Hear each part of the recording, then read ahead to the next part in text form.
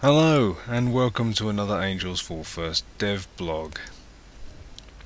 Today we're going to talk about the new destroyables that you might have seen in a previous video. My lovely line of barrels going up quite a treat. They're all working beautifully, and I'm just going to do a short tutorial today on how to set them up and how to get the most out of them. Mainly for our mappers, but also for your general enjoyment. We have several custom classes. We have a new category, AFFdevblog-destroyables. We've got AFFdevblog-destroyable, AFFsimple-destroyable, and simple-destroyable client-side. Client-side does no replication whatsoever, so it's only a client-side effect. Destroyable barrel, I think, was a test archetype. Simple destroyable has fewer parameters, and I think it's cheaper, but I'm going to work with the full destroyable. This is a placeable class, so I'm just going to drag one on.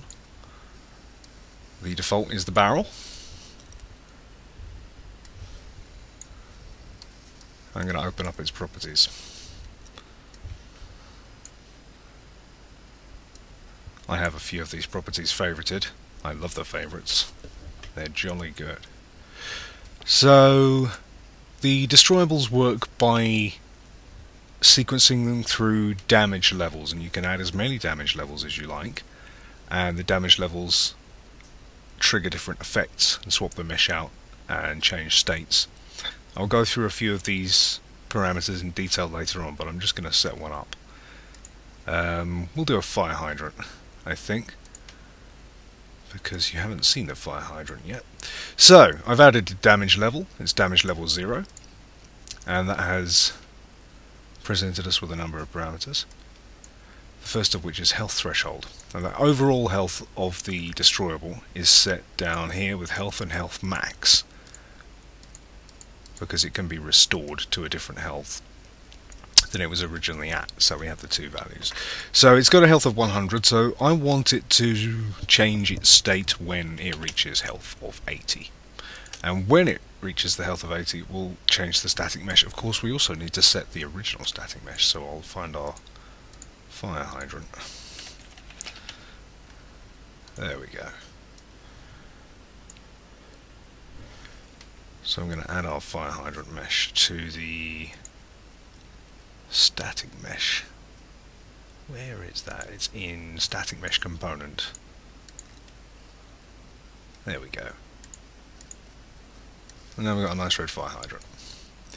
And I don't have a damaged mesh for this, so I'm going to just use a different mesh so that we can see it's changing mesh. The damaged static mesh is going to be this other fire hydrant that we made earlier. Don't know how that'll work out, but it will demonstrate the principle. So, upshot is, when it reaches the health level of 80, it switches to this mesh. And we want to put some effects on that. So this is a very short insight into Farseer's effect system as well, because it uses that. It uses all the archetypes for the effects. And we're going to go and find some and add some. Now this can get very intimidating, but don't worry, there's just a lot of it. It's all quite simple. Destroyable effects. Right. I've pre-made some emitters for this fire hydrant. I've also pre-made a sound cue, I believe. Glass shatter, drop shatter. Okay, no I didn't. I used a stock sound. So the hydrant emitter is here. Now there are two ways you can assign effects. You can either pre-make archetypes of Farseer's effects, continuous and one-shots, and apply those in the break effect and continuous broken effect, which is for like fire. We want a continuous broken effect on the first stage because we want it to start trickling. So rather than use an archetype for this, I'll add a new effect, continuous, and I'll add the hydrant damaged and destroyed, so you've got two emitters here. I've got the damaged emitter, and I will go into the continuous effect in the emitter section and add the emitter template. So that's the continuous broken effect. When it reaches a damage level of 80, it will switch the mesh and it will play this emitter until it goes to another damage stage. So the next damage stage we want to add is destroyed. So we'll add a new damage stage. This one, we still want it to be the hydrant static mesh that we specified it switched to in the damage stage 0. But we want this to activate when it reaches the health of 0, i.e. when it is destroyed. So, yeah, we're going to attach a one-shot effect to it, I think, and a continuous broken effect. So it will have an explosion. I'll just use one of our generic explosions from here. And it will have a destroyed kind of geyser effect. Show you that.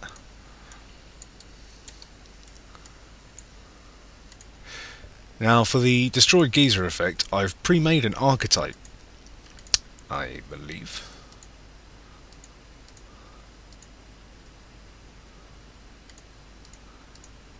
Fully load. There we go. Okay, I didn't make a pre-make an archetype, but I did make this hydrant before, so I can go and copy some of the effects from there.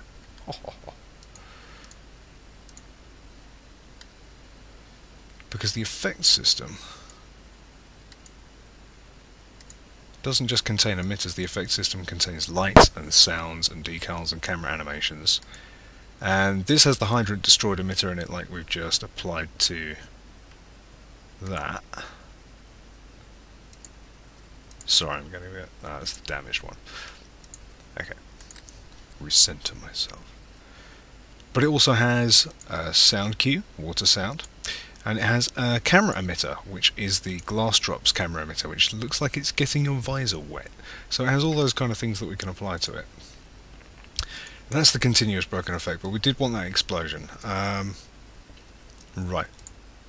Oh no, okay, we're going to copy the continuous effect. I wonder if you can just copy it.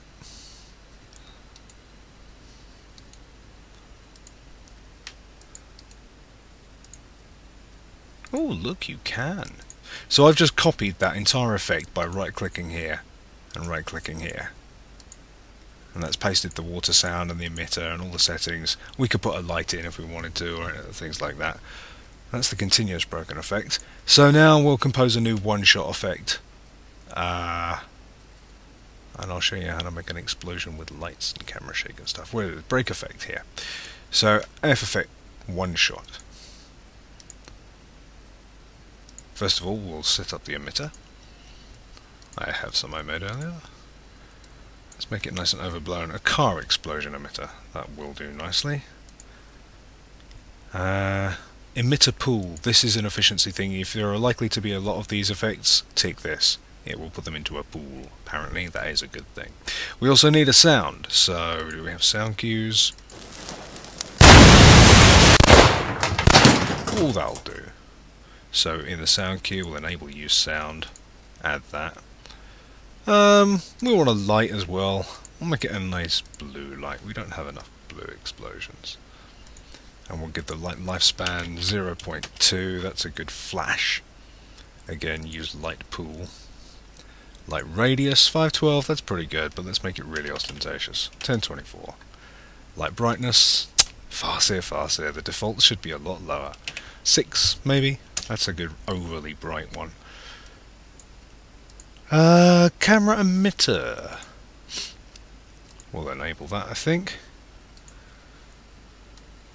I'll have to copy that from another archetype because I can't be bothered to go and find it. Oh, camera emitter. Copy. Oops, autosave. Copy. Paste. Range, scale. I believe you have to set up special parameters in the emitter to use these, but the defaults seem to be fine. Also, camera shake. Let's give it a bit of camera shake. For half a second. And a scale of 0.2 because 1 is quite a lot. Inner and outer radius, I'm going to set the inner to 0. And the outer to 512. Roughly half the light radius. You have to be quite close to get the camera shake off of that. Okay, so that's our one-shot effect setup. And just to recap, at damage level 80, it will switch the mesh to this new fire hydrant mesh, and it will play a continuous broken effect, which is the hydrant damage effect, until it reaches health 0, and then it will switch again to the hydrant mesh, so that's not changing anymore. We can, however, change the materials, so I will just change the material on that, because I haven't seen this working yet. It's that new. Where's my fancy materials? Oh, let's use one of the ridiculous UDK ones. Yes, let's make it BioBlob. Okay, so at that damage level it will also switch the material for that mesh. I don't think there's more than one material, but you do have the option here to add multiple material IDs. And we've also got damage material parameters as well. That's a new one. I believe that means that you can set up parameters in the material which will respond to the damage. What can you do in here? Param values. Ooh, new stuff I didn't know about. Oh, that's great, and it's even got tangents, so you can do non-linear curves. Oh, we love you, Farseer. Farseer's fantastic. Just make sure that's clear. Okay. So, where were we? Yeah, damage level 1. It doesn't switch the mesh, because we've specified the same mesh. It does play a break effect, which is the explosion. And then it plays a continuous broken effect, so this will play forever now, because it won't advance to a new state, I believe. You see also there's some scale and time dilation parameter changes. I'm just going to reset those. So I think that's pretty much it. Oh no, there we go. Explode. This stage needs to explode, and this deals with a damage stage that plays a one-shot effect and deals damage. So the explosion damage is 100. Let's up that to 300 for good measure. Explosion radius 256 is pretty good. Damage type, that's pretty good.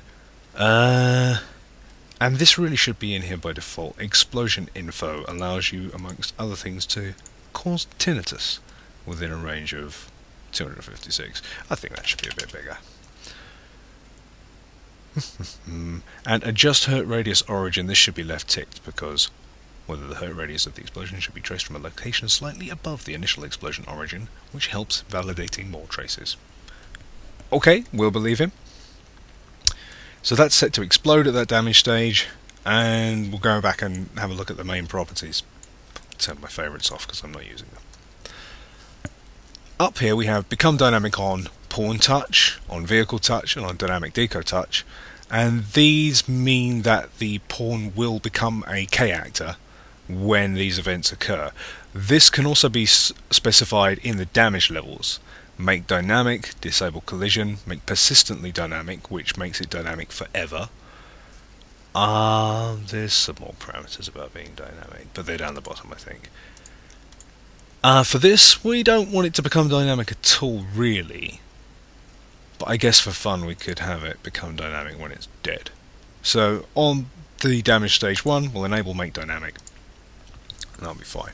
We don't want it to just be a K-actor kind of thing, so we'll leave all these unticked. But if these were just like cardboard boxes or stuff that you could kick around, you could specify these to have them kick aroundable. Until they're touched or damaged or made dynamic in any way, they're static meshes and incredibly cheap. Down at the bottom, you've got some damage dealing with the same parameters: pawn touch, vehicle touch, deco touch. You can specify that when a pawn touches it, it takes damage, and so on and so forth. I believe these enable some other parameters up here where you can dick around with the actual magnitude, the amplitude of damage taken based on speed, I guess, and mass of the pawns or vehicles that are touching the destroyable. Another important parameter, use damage delay. This ensures that when things blow up in a huge chain, they don't massively spam off all at once. Amongst other things, you can set it for different damage types in order that shooting it with a gun isn't delayed, whereas explosive damage is delayed. But generally it doesn't look so bad with a delay of 0.1 to 0.2, and that helps things go off in a nice splody chain like you saw in the barrel burn. That, I believe, is most of the useful stuff, unless I've forgot anything. The damage levels can be gone back through if you use a restore, regeneration, use regeneration here, regeneration amount, regeneration delay after damage and delay after death. That's quite configurable. And you can also play a separate effect when it regenerates. But we'll just deal with these two damage levels, and let's run it and see how that looks, provided of course the gods of game are with us and things work out. Ho hum!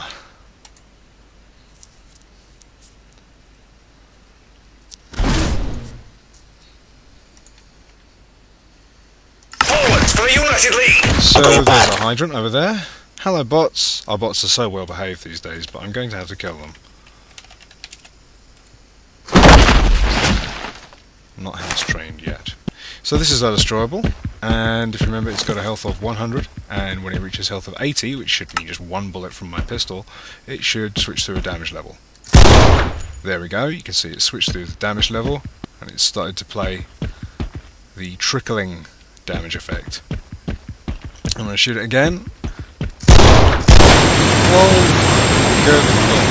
All those things happen. Switch the material.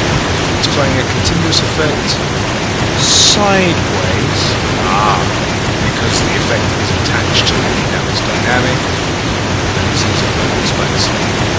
But also you can see that the camera is getting wet, and the direct path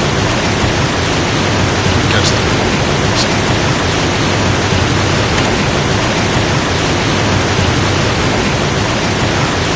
This says collision on, so these are just particles that just go back. The explosion effect played, and now it's dynamic.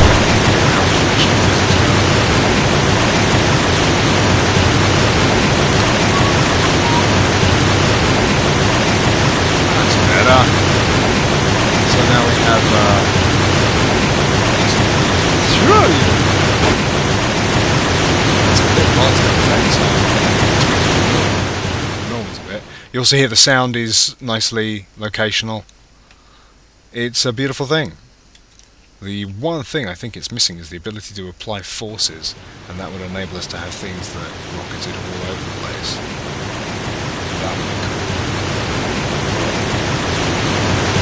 Push things around.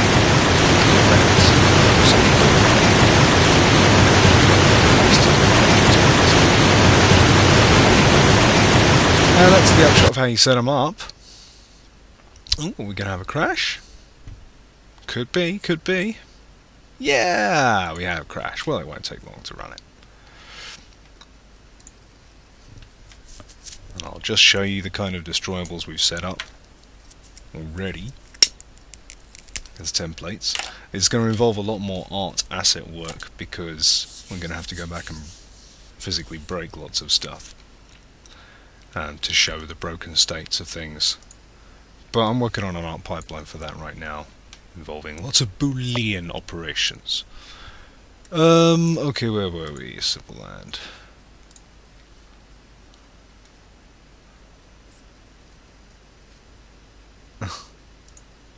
Whatever.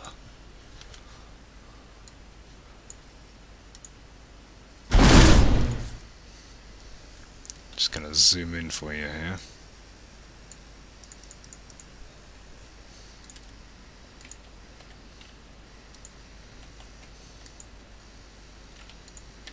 Forward for the United League! Let's grab the yellow gun. It's my favourite. There we are. So the barrels you have seen. Where's my yellow gun go? I have a broken scroll wheel on my mouse. Easy! I'm on your So the barrels you've seen. These, I think I need to tweak a couple of settings for them. There's a setting, collide with dynamic when dynamic, which would mean that these would react with each other properly. But right now they don't react with each other properly. However, they do get knocked about if you go through them. And you can see all the broken parts that I've made. Farseer, these effects need to scale with their owners. I don't know if that's something I can tweak in the emitters themselves. Maybe so. And we got boxes, shells full of boxes.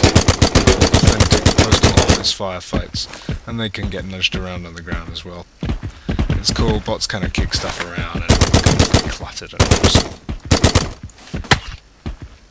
Oh, what else have we got? We got some cars to set on fire, I think.